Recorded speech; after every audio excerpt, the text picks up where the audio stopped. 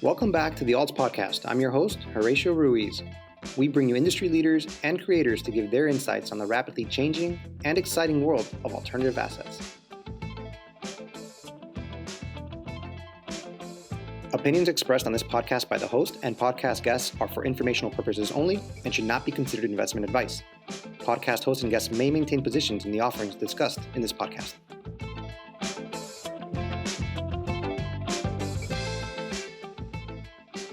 Today's guest is Jacob Beckley, founder of Cure Token and the Beckley Foundation. With the Cure Token, Jacob's mission is to fund pediatric cancer research and to help families with the oftentimes crushing financial burden of medical costs. But Jacob's mission goes beyond philanthropy. It also involves a project currently in development to create a blockchain that will revolutionize medical research. I hope you enjoy this conversation with Jacob. So Jacob, thank you so much. I'm glad we're finally able to speak. I know you've been through quite a whirlwind in the last couple of weeks, big news. So just thanks for joining me tonight. Oh, thanks for having me. Yeah, there's been a lot that's happened over the past week, and it seems like every week it's something new. Yeah, we talked maybe about 2 weeks ago just to kind of get to know each other a little bit better. And some of the stuff that you were saying in the short time we were able to speak was pretty thought-provoking. And then and I knew you had some things down the pipeline, and here it is coming to fruition. So where do we begin, right? Because there's so many things. Your story is pretty unique, or really interesting. Really, I want to start here. You had a foundation, the Beckley Foundation, and you're a philanthropist, right? You created this foundation for pediatric cancer patients, and I'll kind of let you take that off. What was the genesis for creating your Beckley Foundation? Yeah, absolutely. So the foundation was founded in 2016. As a 501c3 nonprofit organization in the U.S. But I've actually started raising money for pediatric cancer many years before. I think the first thing that I had ever done was in 2011 or 2012. And I was attracted to the idea of raising money for pediatric cancer because I had met a researcher that was just so passionate about this work. And I mean, she was a surgeon during the day and like working very long hours. And all of her free time was dedicated to pediatric cancer research.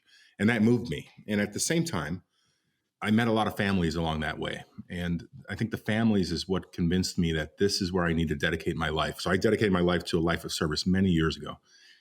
And the families I've met are families that have either lost their children to childhood cancer or were still suffering through it. And I became friends with these people. You work alongside them, you kind of understand their challenges and what they're going through, and inevitably you sympathize and want to help them in any way you can.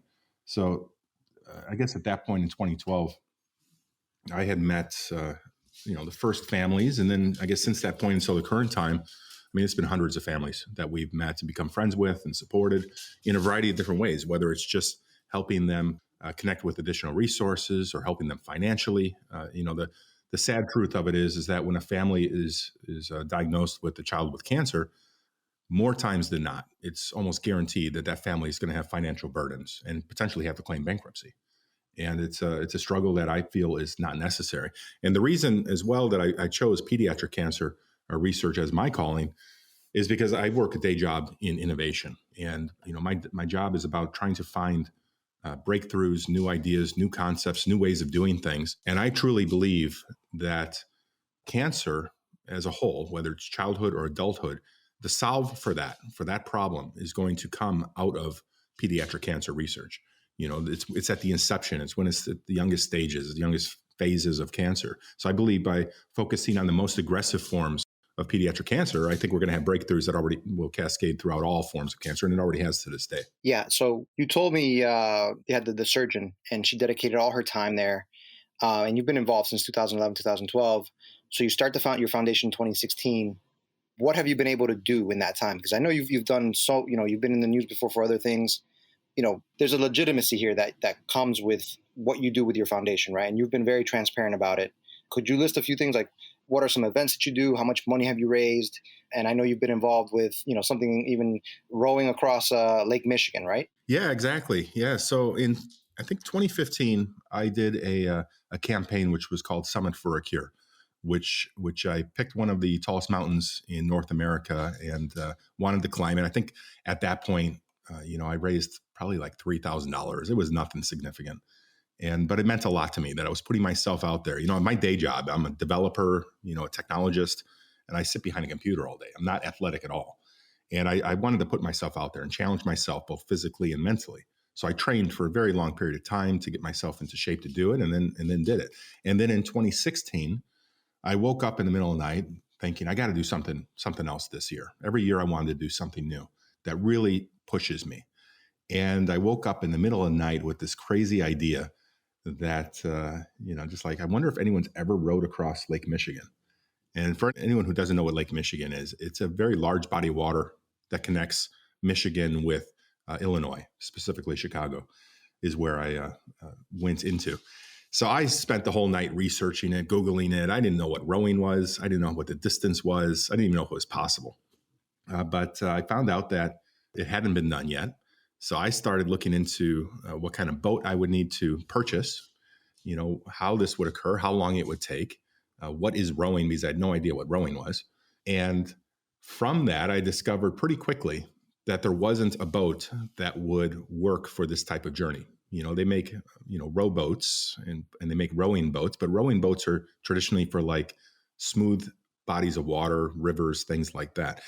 So I actually had to build a boat from scratch and spent the next 6 months building a boat in my garage and, got it to the point where it was seaworthy, and then started my journey from Michigan to Chicago. And it took about 25 hours nonstop, which is 65 miles. So it was many marathons back to back to back. And it was exhausting. So from that, that caught the attention of another charity and former Pro Bowler, Charles Peanut Tillman, here in Chicago. He played for the Bears for many years. And he's a great guy. His foundation, his daughter had a heart transplant when she was 3 months old. And he says, he came to one of my fundraisers. We host fundraisers all year long. We have fundraising events, and we try to bring as many people to them as possible. And at one of the fundraisers, I was introducing him to a bunch of people, and all these people kept telling him about this road that I had done. And he had never heard of it. He didn't know anything about it. And at the end of the night, he says, if you ever do it again, I'll be your wingman and we'll do it together. The old Top Gun saying. So we spent the next year designing our own boat, building our own boat together, nights and weekends in our garage. And we did it again. And this time it took a bit longer because the boat was a lot heavier. And everyone said, this should go a lot faster. You got two people, and you got Charles Tillman. He's a pro athlete. What people don't know, and I joke about this, and he's probably going to hit me for this one, but he's a sprinter. He's the kind of guy who, the ball is, I don't know the expression, I don't know football that well, but the ball is hiked. And, he would run as fast as he could from A to B. He's not a marathon type of guy. And what we were training for was a long distance marathon. And it was 90% mental. And that's why he was the right person for it, So it was a great journey, and every year we had done something, or I had done something like this. And this was the year I did something with him. So since 2016, through a variety of different fundraising events, whether it's putting myself out there or hosting in-person cocktail parties and other types of fundraising events, I had raised about $1 million since 2016. And then the pandemic hit, and all of that stopped. I wasn't the only foundation that struggled during the pandemic. I think you talk to anybody in philanthropy or anyone who has a foundation or a charity, the same thing happened. You weren't able to do in-person events. You weren't able to do your traditional fundraising initiatives. And, myself being in innovation and technology, I just thought, there's got to be a way to solve this problem. And, from that, it was the idea that crypto's topical. Everyone's talking about Dogecoin and all these other types of cryptocurrencies.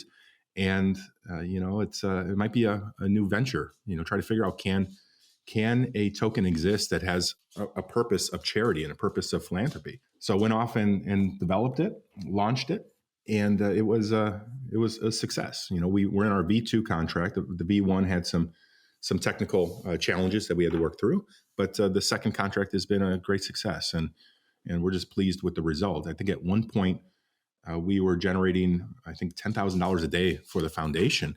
And to put that in perspective, when I started this, I was hoping to, on an optimistic level, hoping to raise $250, $300 a day, because that was my commitment to cancer research. So it was just great to see that it was succeeding and going great. And up to this point, since it launched, which was in September, September is also Childhood Cancer Awareness Month. So since it launched, we've raised about $400,000. That's gone to direct family support worldwide, as well as pediatric cancer research. And that's been worldwide as well. So we've been able to do a significant amount of stuff in a very short period of time. And we're not even done. I mean, we're just getting started with the potential of what this is going to become. So that's awesome. And I kind of want to go a little bit back to what you were talking about. So number one, you've rode Lake Michigan twice. So it never, to your research, you'd never done it before. You did it twice. And then the second thing is the pandemic hits, and you've got your charity. You've raised $1 million for the charity. Could you give me an idea of how much the fundraising stopped at that point? Like once the pandemic hit? I would say nearly 100%. It was like overnight. And the challenge there is that when the pandemic first really started to hit the US, so like mid-March of 2020, everything consolidated. If you remember, businesses were putting people on furlough. They were cutting all unnecessary expenses. That's from a business perspective. But when you look at the personal lives of people, the exact same thing happened. People didn't know what was going to come out of the pandemic. It was a very big time of uncertainty. And the result of that is philanthropy and charitable giving sort of stops. People don't know what's going to happen. So their first thing on their mind isn't about giving to others. So it was an overnight thing. And it took about, I would say 2 or 3 months of that before the pivot happened. And it's like, something's got to change. And when Cure started, I had no idea that there were other types of charity projects that had existed before Cure. I naively thought that it was a novel idea. The reality of it is that the crypto space was littered with previous charity projects, and many of them were just pulling at people's heartstrings and ended up being rug pulls or scams or other types of honeypots and things. These are words I didn't know back then as well. So these are all new terms and new things, but I had no idea, no perspective of that. And I think I came on the heels of a very large project, which was called Save the Kids, which ended up being a rug pull, a very large scale rug pull. So starting a project in September, right on the heels of that, was really difficult. But the community that we got into the project just believed in the idea behind it. They believe in me because I'm a spokesperson. I'm out there all day long on video, trying to talk to people, trying to create partnerships and sponsorships and reaching outside of crypto, because this project is resonating probably farther outside of crypto than it is inside of crypto, attracting more people into crypto. I think the authenticity and the transparency of the project is what has enabled us to be successful and still be here at the point we're at, when a lot of projects don't get past the 30-day, 60-day time frame. And a lot of them start and then they disappear just as quickly as they started. And we are just getting started. There's so much happening this year. And something I'd love to talk about in a bit here is about the future of Cure and what we're going to be doing from a technology perspective. Is just revolutionary. And it's just branching so far further outside of the crypto space as we know it today, Ethereum and BSC. And we're going to go develop our own blockchain, or ride on the rails of an existing blockchain in a way that's completely revolutionary.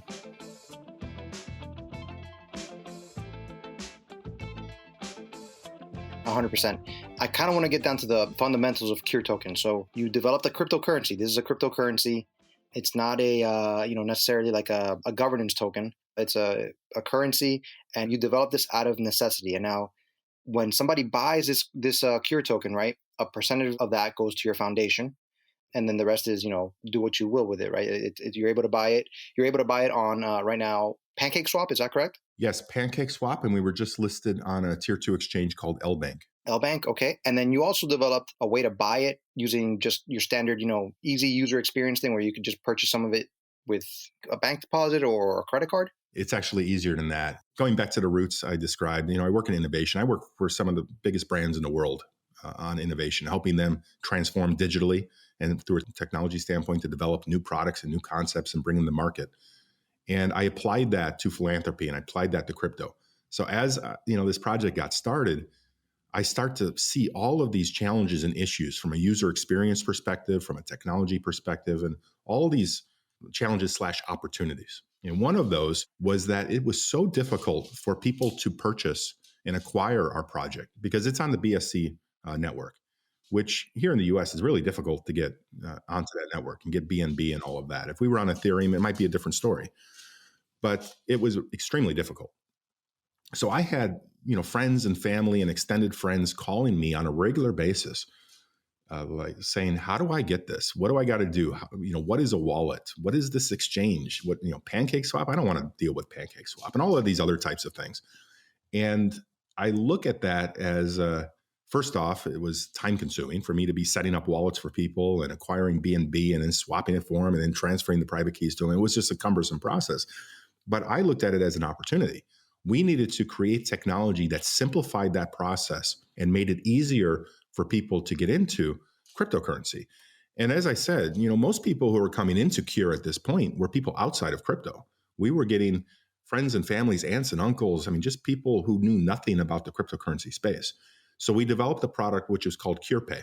And CurePay is an easy on-ramp that you could leverage any payment method. So this is like your traditional Visa, MasterCard, Amex, Discover card, I think even Diners, all of them. And it was working through this Stripe network as well as PayPal. You would transact, you would say how many US dollars did you want to spend. It would translate that to tokens. And then the whole backend process kicked in. So from that point forward, it was an automation tool. It was an automation software platform. We're not an exchange. We're not out there holding money. All we're doing is facilitating a transaction through automation. So we would transfer BNB in equivalent US dollar value to a dynamically generated wallet that has secure private keys stored that I can't get to.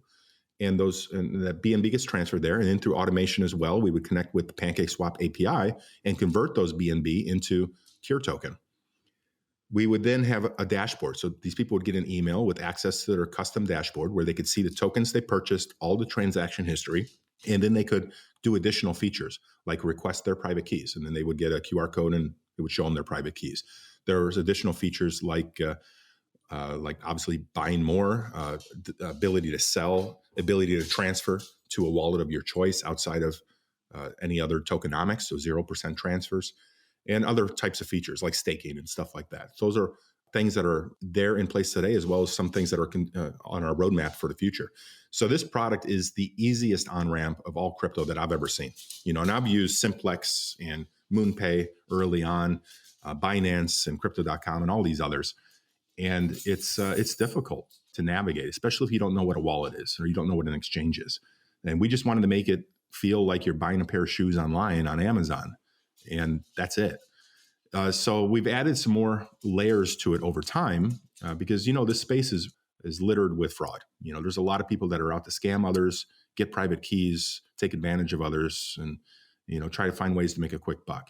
So we've added in additional security, layers of security, different measures. So we've added in a KYC process.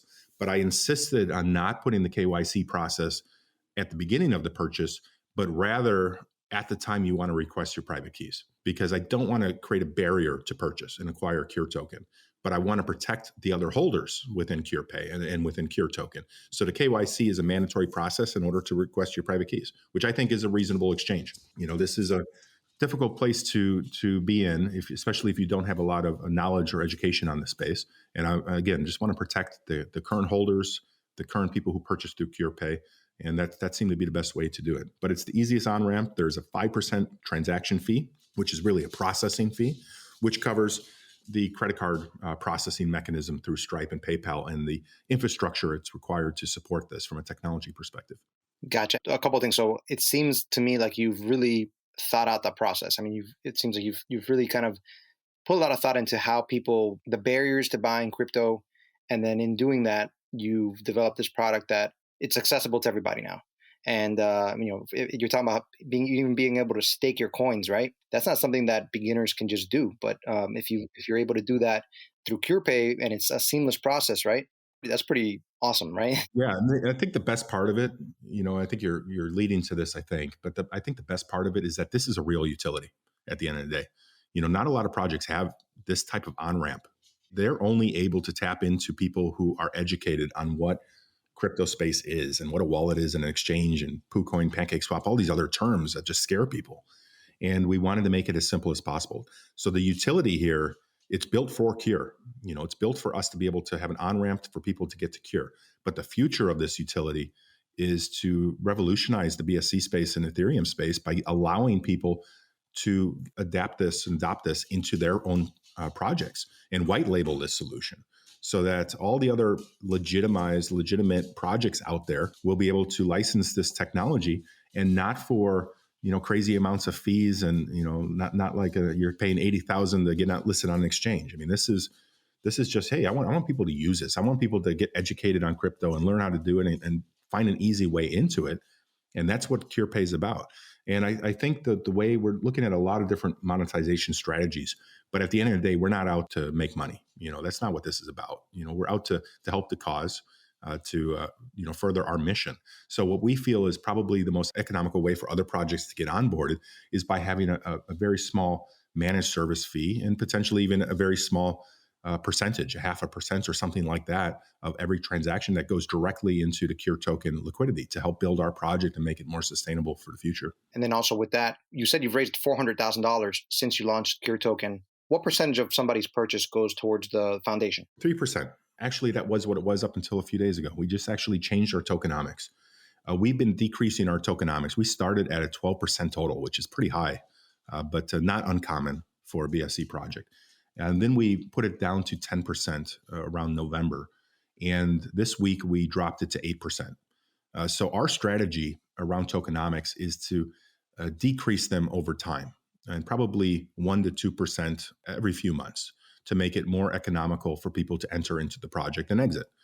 Our charity wallet and funds used to be 3%, but as of this week, it went to 4%. And we've decreased the other ancillary taxes within the tokenomics this week. That's awesome that you're able to decrease the overall fees while also raising the amount that the foundation gets, which is, a win-win, right? I think the reason that that's possible, and I don't think a lot of projects can do it, but I think the reason it's possible is because of my background in tech. I've been doing marketing and technology for decades. And what our strategy is a strategy around optimization. And we're a very sophisticated project when it comes to marketing. We have a lot of analytics in place, a lot of tracking. We spend a lot of time in reports and trying to understand what's worked, so that every single dollar that's spent is an effective use of that dollar. And that's the same that you have to do when you're dealing with a foundation. Every dollar matters. It's so valuable that you want to make sure that that dollar is going to a good purpose and a good use. Our foundation, just to go back to that a second, but when I started the foundation in 2016, I looked at other foundations and I saw a flaw. And the flaw was that foundations, when they get to a certain scale, they are no longer a dollar in, dollar out foundation. And I give several examples of this, and I don't want to throw foundations under the bus, but you can think of some of the biggest, where you give them $1 of your hard-earned money and 20% of it actually goes to people in need. That's a broken system. They get so big that they're spending so much on marketing and operations and facilities and all of these other things that they've lost sight of the true end goal and the true end mission. And this foundation, when I started, I said, I'm never going to become that kind of foundation, ever. I don't want to give another example, but it's just something I didn't want to do. And so early on, when I started the foundation, I believed in that so much that my wife and I made a commitment that every dollar in, we would put another 50% on top of that. So $1.50 out. And we maintained that for 3 years. And then we went to $1 in, $1 out. And that's important to me, that we don't get too big of a foundation or too large scale, or spend so much money that somebody donates, $100 and only 20 of it goes out. That's a broken system. So we've been able to solve that, both from the foundation perspective and from Cure Token's perspective, because we're really smart about how we spend the money and where it goes. And obviously, being a foundation, we try everything we can to get businesses and marketers and influencers to really help us out, because we're out here to really make a difference at the end of the day. And I believe that the project's being run well, as well as the foundation. So this is something, the $1 in, $1 out, that I am never going to lose on the foundation side. It's so ingrained in what I stand for and what I want the foundation to stand for. So far as we, from a foundation perspective, are partnering with other foundations that are like-minded. And the cool thing about this space of supporting causes, especially around children and childhood cancer, is that more times than not, the foundations that get started are foundations started from the family. Potentially their child has died from a disease, and they go and start a foundation to keep the memory alive. And they enroll their families and friends and their communities and all of that. Those are the best foundations. Those are the foundations that have a really small footprint, but their reach and their ability to do good is significant. So we're trying to partner with those types of foundations and enable them, and through Cure, and try to find who are these foundations. And I know so many of them throughout my years in philanthropy, and try to figure out what we can do to make sure that they are sustainable, that they're successful, and that they're going to be here a very long time. One of the facts out there about foundations like these small ones is that more times than not, they get to about 7 years old, and then the foundation just sort of stifles away. And that's because of a variety of different reasons. But more times than not, they just need more support. They need to navigate that 7-year itch, that gap period. Or these foundations get so large, they go national and they become really well known. And then they get down to, 60% out or 40% out. And then I'm just like, that's not the way to do it. So let's find a way that we can create a network of these small foundations and build a bigger mega foundation that's just out there to do good. That's the only purpose, and not out there to make money or pay salaries or anything like that. And that's something I'm really passionate about. And I believe Cure is going to be the enablement vehicle for that as well. Everything you're saying, I'm absorbing, Jacob. And at the beginning of the podcast, I said there's so many things to talk about. There truly are. And I kind of want to put Cure Token right now, what we're talking about. So you've developed a cryptocurrency where a portion of the purchases go toward your foundation. Okay. And this is a cryptocurrency that can be staked. It can be swapped. There's a liquidity pool for it, and it's there. There's so much more from there that we can talk about. What I want to do is pause because of what you just said for a minute. Could you give me an example or even two of exactly what it is, the impact that you've had, right? And what I mean by that is a specific example of how you're making a difference in a family's life, or in a child's life. What are we talking about here? Yeah, I've got a lot of examples. We've been able to do a lot of grants. We have a grant application form on our website where anyone can submit a very simple application. I think it's 4 or 5 form fields, and request a grant for someone they know, a family, a foundation, or research. And we've received quite a few grants through that. One of these was a boy named Lucas, a 4-year-old boy with leukemia. And he's had leukemia his entire life. And this family has never been able to do anything fun with him. Their lives revolve around, cancer. Cancer is the word in their household, that everything, their whole lives revolve around it. Their conversations, everything they do on a daily basis, just everything. And we wanted to do something different. He had just finished one of his last chemotherapy sessions and was healthy enough that he could travel. And we wanted to give them an opportunity to have a trip of a lifetime. And remember, this boy had never been on a vacation. I mean, his whole life had been around cancer. So we went over and above and just tried to figure out what can we do to make this a memorable experience that he'll never forget, and his family can spend quality time with him, and vice versa. So we paid for an all expense paid trip, unlimited budget for he and his family to go to Disney World, which here in the U.S. is a pretty cool thing to do. I mean, that's a pretty nice vacation. And they just took their trip, I think last week or the week before, and they sent us some photos, and he had the biggest smile on his face. But what that means, for Cure and for me, is that we were able to do something for families like that example that they would never have been able to afford anything like that. I mean, their whole life revolves around cancer. And what people don't understand is when you have a child with cancer, every part of your existence revolves around that child. And it's a difficult situation for a family to be in. And if we could, give them some, escape from that for a few days, that's rewarding. That's awesome. That's an example where we've just helped the family. But what we do a lot of is direct family support. So we get a lot of grants with grant applications with people who can't pay their mortgage, are getting evicted, losing their car, those types of things, because that, more times than not, that's going to happen to the family, because they're spending so much money on care and in-home care and prescriptions and medications and all these things that, unfortunately, in the U.S. at least, aren't free. You have to pay for these things. And there's a lot of foundations that help in this scenario. We're not the only one, but we do help in paying mortgages, paying rent. We paid rent and mortgages for a number of families all throughout the U.S. and inclusive of the world. We're doing a charity drop next week in the U.K. A month ago, we did some support for hospitals and a family with child with cancer in Africa. We don't discriminate on region or situation. We just want to do as much good as possible. And one of the things that we're going to be doing a lot of more recently is that we're going to involve our community much more in those decision-making processes, not to discriminate like who should we help, but just how much should we help. So we're going to be telling a lot more about the individual cases and get our community really involved in the level of impact that we can provide. So it's really remarkable what we've been able to do in a short period of time. As I said, we're just starting, and there's just so much more on the horizon. Years ago when I started the foundation, the foundation was focused primarily on pediatric cancer research. And because I believe that, as I said, research with pediatric cancer is going to have cascading effects. That's where we need to spend money. That's where we need to find good researchers. And even with Cure, we funded a lot of research all over at different hospitals throughout the U.S. and Puerto Rico. But what I've thought about recently is, and this also is a result of the pandemic, but is the research being done well? And is the money going to the right place? And could we be doing better?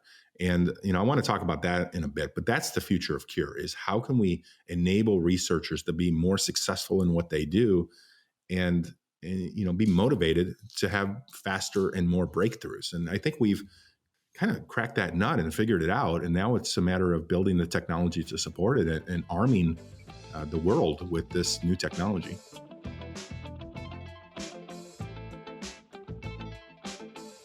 So what I want to ask is what you mean by that, by having cracked that nut. What insight have you gained from there? And what does Cure Token, what is its role, right? Because you have a big vision for it. You know its mission, but you have this big vision for Cure Token as really a cryptocurrency for the future of potentially all of healthcare, or a large part of healthcare. And I don't want to speak for you, but could you share that vision? And what is it that you found in, it seems to me, trying to be more efficient with your money and with all the systems in place? That's exactly right. So when Cure started, probably within a few weeks of when it came out, it became pretty apparent that Cure stood for something greater than just pediatric cancer or just Cure Token.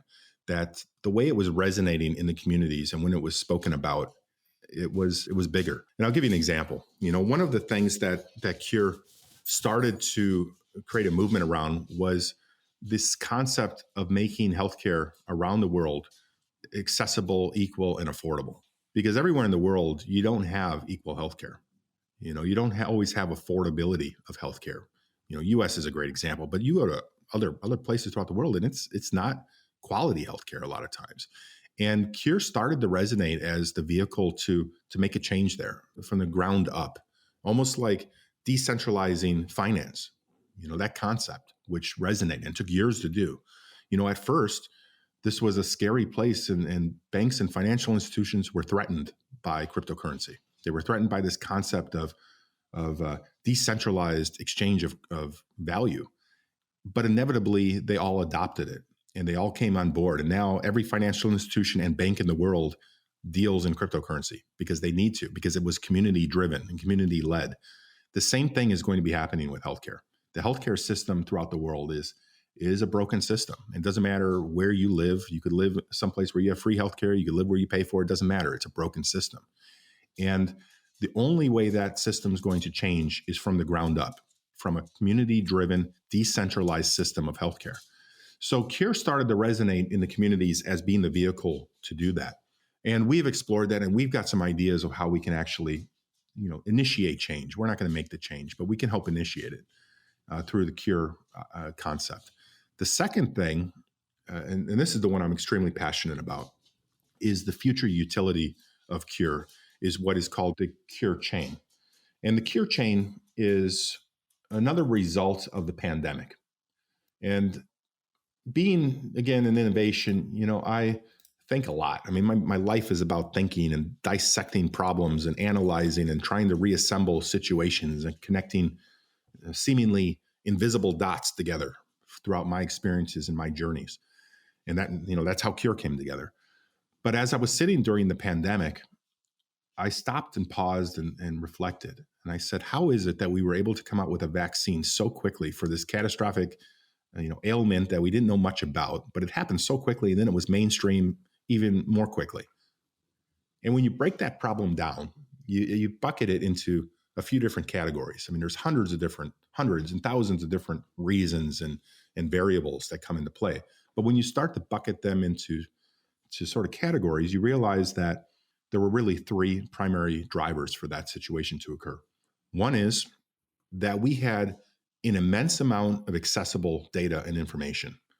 Every country was working together. All research labs stopped working in these silos and pockets throughout the world. And we started to work together, and we were giving people data, and we were giving people, the means, at the end of the day to get to find a solution. The other variable was that we didn't know how bad and devastating this was. So there was a fear aspect and component to this that drove the real-time need and desire and initiative to make a change. So these situations of data, accessibility of data, of getting researchers to collaborate, and then having this real incentive and motivator that's driving the process to occur, that can be bottled up and applied to all different types of diseases. And it should be. Researchers shouldn't be working on the same research on other parts of the world. We should be more efficient about how research occurs. We should be more efficient on the data that's getting accessed. So the concept that has come to life is this concept for CureChain, which is a community-driven, community-led, decentralized research vehicle where it's leveraging the power of NFTs and specifically dynamic NFTs.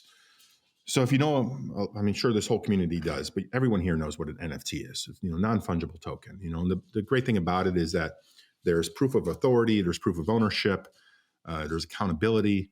But one of the cool things about it is that it has a reward system based into it. So the author of an NFT can build into the smart contract that they want to make 10% off of every sale of that NFT in perpetuity. So it's this idea that you create or create this music and then you license it, and then for the rest of your life, you're owning royalties on it. When you look at that and you apply that to this ecosystem of a reward-based NFT system blockchain, that becomes pretty valuable because, and then you layer on tokenomics to that. It becomes even more valuable. The concept of a cryptocurrency that has its own tokenomics, but at the same time, every single token is a smart contract. That opens up a lot of possibilities to what we can do and how we can leverage that. So this idea, and it's actually in development, but this idea is to combine the power of dynamic NFTs, tie that to personal health information, and specifically, but specifically around rare disease or specifically pediatric cancer, and then have this NFT be tied to an individual anonymously and agnostically. So there's no PHI or personal health information that's identifiable, which gets around a lot of regulations. That's the power of the blockchain. And this NFT lives throughout its life cycle, and data gets appended to this. And this could be through a variety of different means. It could be through family participation, health institutions, hospitals, insurance providers, pharmaceutical companies, the whole gamut. Everybody can participate in the creation or the accumulation of content. On the research side, researchers spend a lot of money on a yearly basis accumulating data. And this is first and second and third party data. For first party data, they're doing their own tests, they're doing medical studies and all those sorts of things. Second party data is usually acquired through their network, of their research network or hospital institution. But third party is hard to get to. And a lot of times it's not real time, or it's not considered extremely valuable, but it can be. And this is a vehicle. So CureChain is a vehicle to get access to that data. The third component is creating that sense of urgency.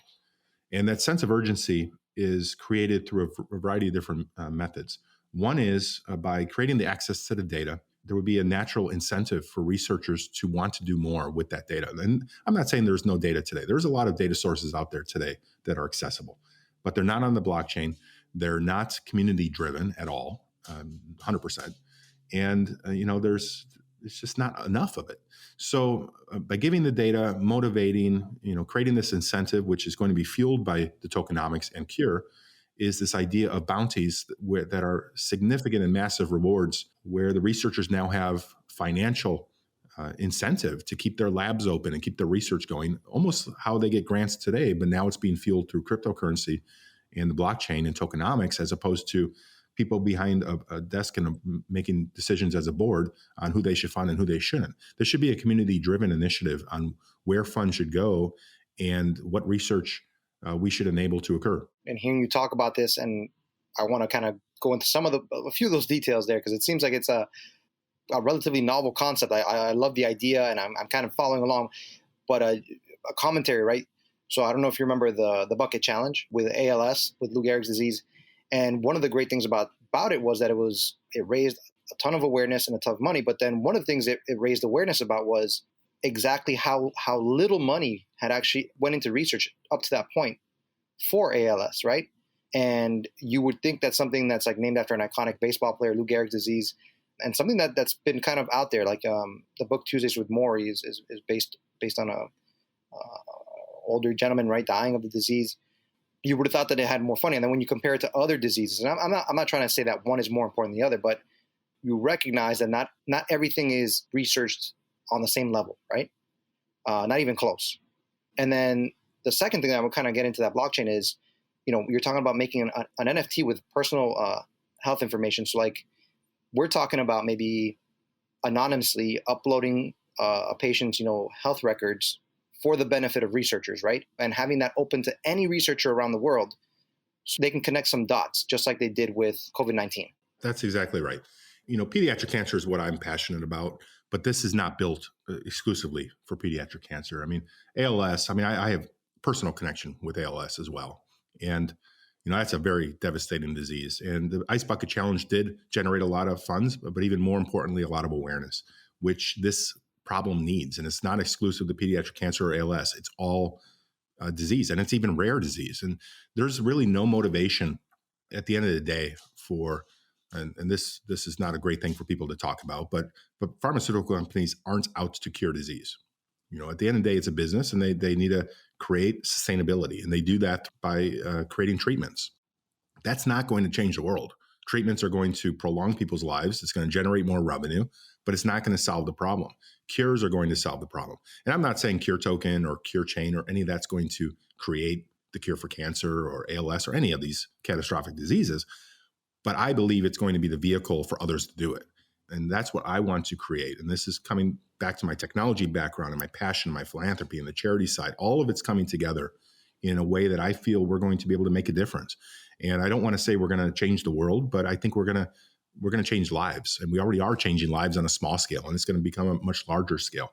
One of the saddest facts about research in general, and I'll talk about pediatric cancer research because I know a lot about it, but one of the saddest facts is it's one of the most underfunded research areas within research, the segments. Only 4%, this is a well-known fact, but only 4% of U.S. government funding goes to pediatric cancer research. That's insignificant when you think about it. And yet, by focusing on pediatric cancer research, it's going to have cascading effects into lung cancer and colon cancers and other forms of adulthood cancers that there's a lot of money that goes to right now. And we really need to shift where the money's going. We need to push it down to the kids, the ones that by making a difference, their lives are going to be prolonged. And maybe these kids, by prolonging their lives, are going to be the ones who create the cure for cancer. So I really believe that we need to focus on the youngest generations and the most aggressive form of cancers. And that's where we're going to get the biggest breakthroughs. Absolutely. And then going into Cure Chain, right? You're basically talking about developing your own blockchain, a brand new layer one blockchain meant to kind of be used by the healthcare system. Yeah, that's the concept, and not exclusively by healthcare. I mean, at the end of the day, that's where we're going to start, and that's where we're focusing. But this incentive-based, reward-based, dynamic NFT blockchain built with tokenomics, that whole concept can be applied to other industries. It's not exclusively healthcare and research. So it's a concept where you reward people for access to information. So it's a data-based fuel. So you fuel the blockchain through data. And the rewards are paid out passively to the owners of the data. So this is owning your own personal data, which everybody wants. Everybody needs that. That is something that has to occur. But also, it's the flip side of that. It's building in the reward system for researchers so that they can continue what they're doing and be sustainable, and as well building in the aspect that this is community driven. That now instead of NIH and CDC and other types of grant-based organizations are making decisions where research dollars goes, the decisions are going to come out of the communities. And I think that's one of the most exciting pieces of this. It's decentralizing the concept of research. And again, all this was fueled by what we all lived through with the pandemic. And for all of our lives and forevermore, we're going to be defined by the pandemic. And I'm just grateful that what I believe to be two great concepts were a direct result of one of the most challenging times of our lifetimes. But we've got a lot of momentum. We got some great ideas. We've got some big name people behind this initiative that are, I'm so confident that this is going to become a real thing. We're going to get there and we're going to have this be mainstream. And this is another gap. I mean, in the crypto space, there are not a lot of projects that deal in healthcare or specifically research. Crypto projects that are out there deal in distribution and currency and proof of all these other sorts of things and are being applied to a variety of different industries, as they should be. But healthcare and research is neglected. And I really feel that this could be the catalyst for a big change in the healthcare communities. One of the other facts about healthcare is that it is such a difficult place for innovation to occur. And it stifles innovation. And you could have the smartest people working at a pharmaceutical or healthcare provider company that are coming up with the best ideas, but they're never going to see the daylight because of all the regulation, all the red tape, all the bureaucracy. That's why this has to come from the ground up. And this decentralized layer one blockchain is just the way to do that and have the community own it at the end of the day. So it's not owned by a conglomerate that's just out to monetize data. This is owned by a community-driven initiative that's going to start from the bottom up and with the sole purpose of being the catalyst for change in the world.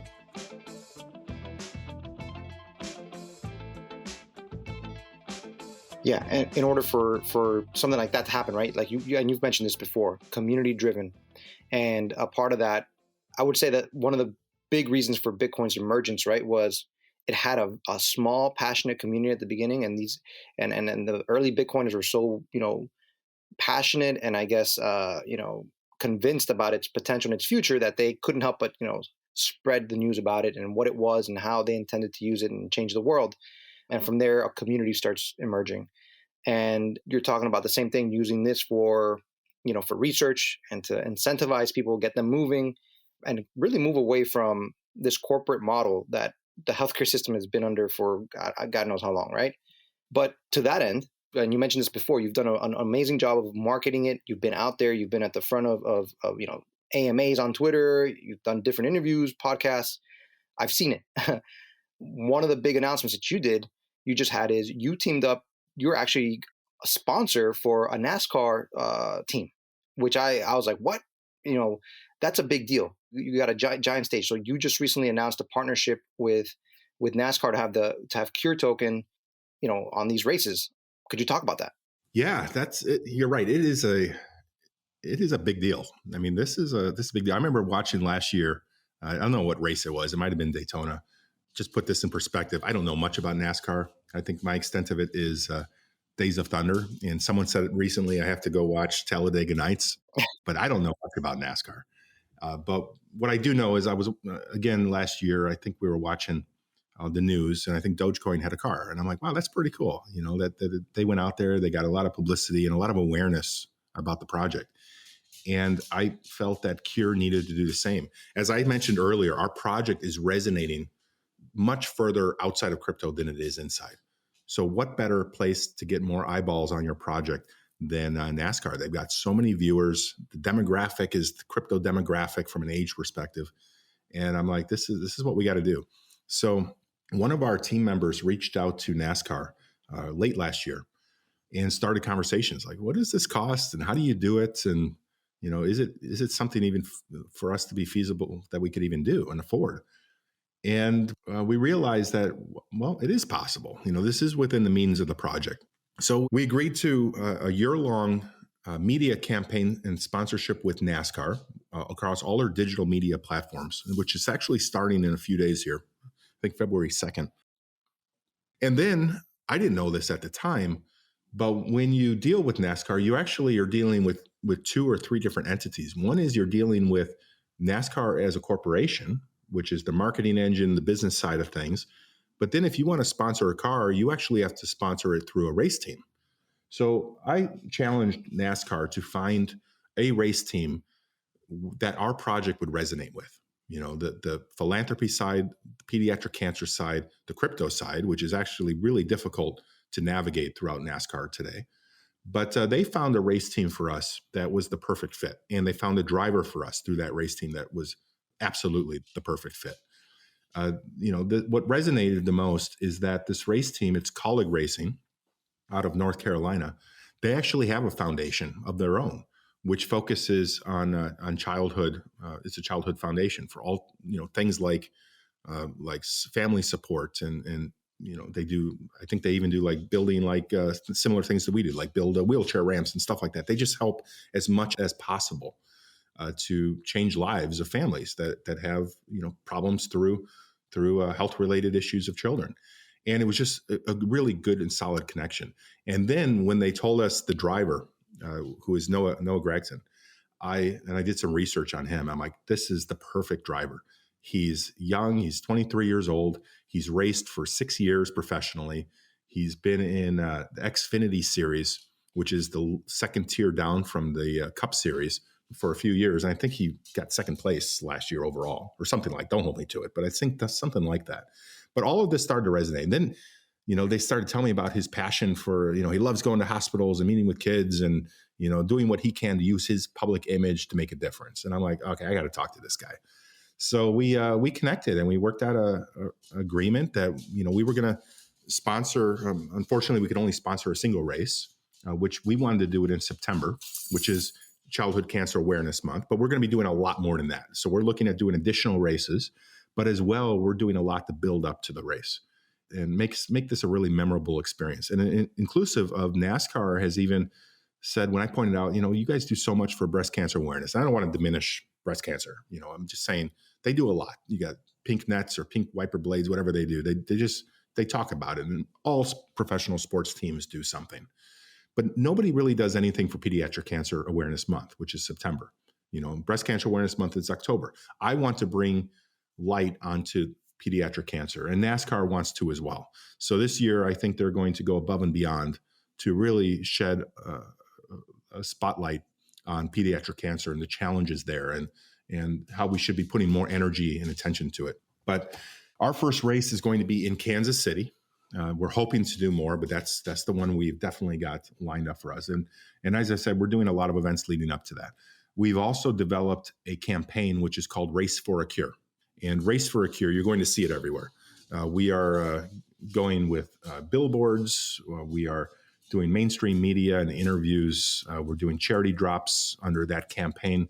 But all of that is tied to Cure Token. It's the concept is cryptocurrency is racing to a cure.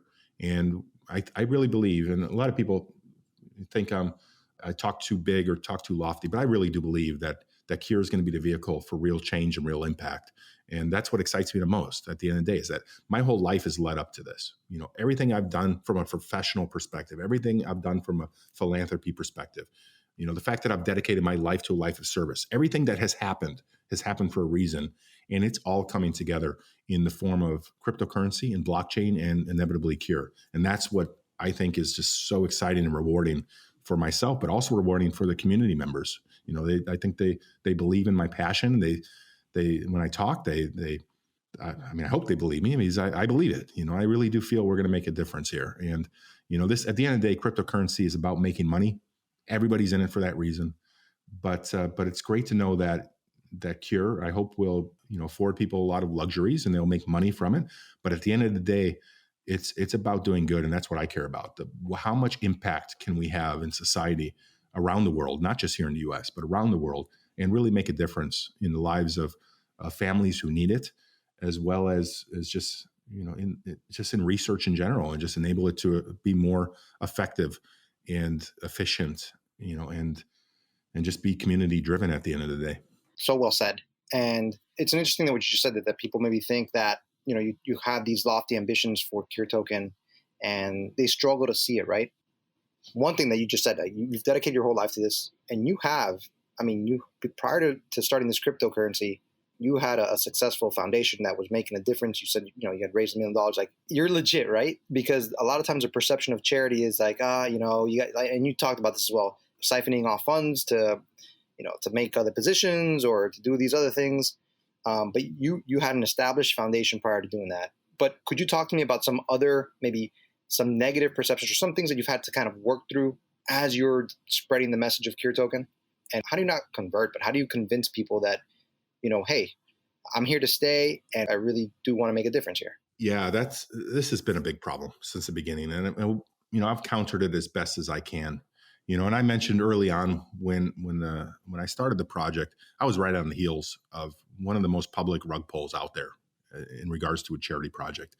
And it was difficult. I mean, I got so many people reaching out to me saying, "Oh, it's another scam. It's another charity scam. Stay away from this one." And, I don't run away from people who are, they call them FUD, the fear, uncertainty, and doubt, or whatever the term is, people who try to stir up, just panic. I actually go toward it head on. And I try to convince people, you can think what you want to think, but look at what I've done. Look at what I've accomplished. Look at what Cure stands for. This project isn't going away. This is a project that was designed with one intention, and that intention was to do good. At the end of the day, that's it. And, there's been times throughout the past 4 or 5 months that we've been a project where there's been a lot of people who have said it's a scam, it's fraud, and I just show them, I said, look at what we're doing here. Look at the good we're doing. Look at what we're accomplishing. Look at what's on the horizon. This is, myself, if I was outside of this project looking in, I'd look at it like, this is a great project. They've got the right foundation. And that's what we've been building right now, the foundation side of things. The fact that we are in a down market, it's affecting so many projects, large and small. And, we're looking at this as an opportunity. The opportunity is, let's build more technology. Let's double down on optimization. Let's double down on how we get better at what we do, so that when the market picks back up, we're going to leapfrog in front of all the other projects out there with the time that we invested into making things stronger. But the concept of legitimacy, from day one, I've said, to everyone around me in the community, this project needs to be about authenticity and it needs to be about transparency. And I've done my best to adhere to those two tenets. There's obviously times when I probably should do more, and I can, and I will. But the point is that, I'm video doxed. I've done audits, every audit you can imagine. I've done the KYC, which means nothing at the end of the day. But I've done everything. Anything that somebody says, you need to do this to prove to me that this is a legitimate project, I'm going to do it, because I don't want people to have doubt, because this is a legitimate project. I'm in this for the right reasons. And in fact, I have bought tokens in the past, but they get burned. I'm not in this to make a dime. My life revolves around the philanthropy side and the charity side. And all I want is to see that succeed. And I want more people to know about the problems, to get more awareness about this devastating diseases, and that these don't need to exist.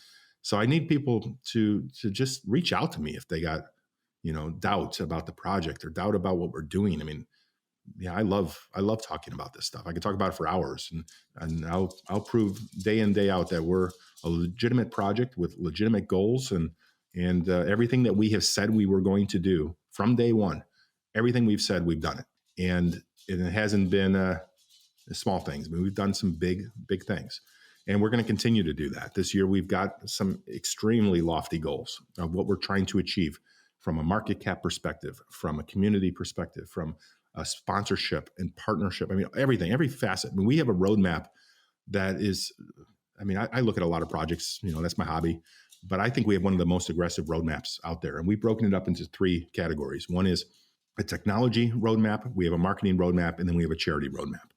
And each of these roadmaps have goals and milestones that we're working toward independently of each other. And we're at pace to exceed our milestones, which I thought were lofty last year. I was like, there's no way we're going to do that, but we're already doing it. And from a marketing perspective, I never thought we would be on a NASCAR. I never thought we would go mainstream it to that degree, but we've done it. And from a charity perspective, I would have been happy, as I said, making $250 or $300 a day to help families and research. And we far exceeded that. And we're going to far exceed that by the end of this year. And it just seems like every goal that we set, it's conservative goal. And, it's at the same time, it's looked at as a lofty goal, but we've been exceeding every single benchmark that we throw out there. Without a doubt. And Jacob, thank you for sharing everything, man. I mean, the way you've laid it out and the way that you've thought it out and been an advocate, right, for for pediatric cancer patients. I mean, that is something that, I'm a father of 3. I can only imagine the horror, right, of getting some news like that. And so, hands down, just, a lot of on my end, appreciation for the work that you do. There are people who will be listening. Where can they learn more about CureToken? How can they contact you? And what are maybe the better social media spots that you're on, where people can comment or look you up? Yeah, no, that's a great question. I mean, the easiest place to go to is curetoken.com. We also have raceforacure.com. That's the campaign we're running for NASCAR. But also, if people want to reach out to me, they can go to my LinkedIn. I also have my personal email in our Solidity contract. I even think my cell phone number is in there in the comments. I am probably one of the most accessible people within crypto. I am on Telegram, Twitter, Instagram, Facebook, every single social media channel. And, although I get a lot of responses or requests all day, I do reach back out to people. And I think that I don't think there's any outstanding messages I haven't responded to. So I do personally respond, but I am extremely accessible. I love talking about this stuff. And it doesn't even need to be just about pediatric cancer or the foundation or CureToken. I've become a mentor and a guide to other people who want to start projects and to other people who are just curious about cryptocurrencies. And I just want more people to know about the foundation, know about the problem, but I also just want people to learn about crypto. I think it's a really important thing that is something that everybody's going to need to learn about. And I want to help do that. I want to be a piece of that education. So if anyone does have any questions, obviously come to curetoken.com first. But from there, you'll branch out to all the social media channels. Awesome, man. Yeah. And I gotta mention, I had a big question I want to ask you, like innovation. You're in the innovation space. And to me, it's like, that's awesome. And I'm like, what does that exactly entail? And I mean that in the best way. Like, when you're solving these difficult problems, I could see somebody wanting to reach out to you and getting your mentorship, your guidance for different things. So Jacob, thank you so much. Is there anything else that maybe, we didn't touch on today, that you'd like to add on?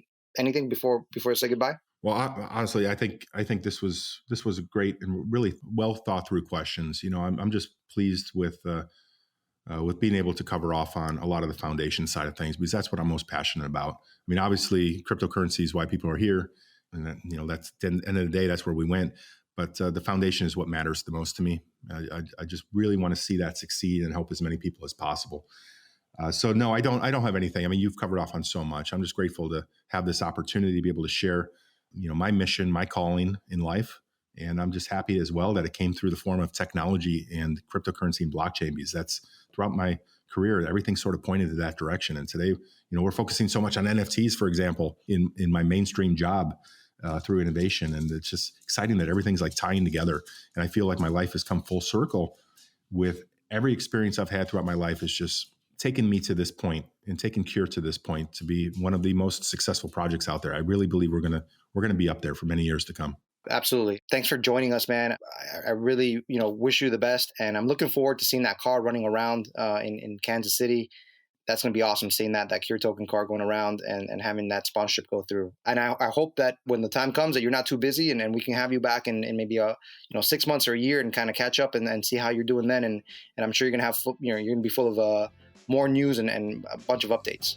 Absolutely. I'll be more than happy to come back at any point. And thank you so much for the thoughtful questions. I mean, it means a lot. Usually I get a lot of questions that aren't really well thought through. So this was really great. The fact that Jacob is sponsoring a stock car on the NASCAR circuit is a testament to his will and desire to see CureToken succeed. In speaking to him, I can unapologetically say that I believe in him and that he will have a profound impact on pediatric cancer research. I think that's something we could all get behind. And I'm looking forward to seeing where the Beckley Foundation and CureToken is 6 months from now, an eternity in the crypto landscape. If you enjoyed today's podcast, let others know about it. We find our guests so interesting and knowledgeable, and I know others will too. Or leave a review or hit the follow button. Until the next episode, take care.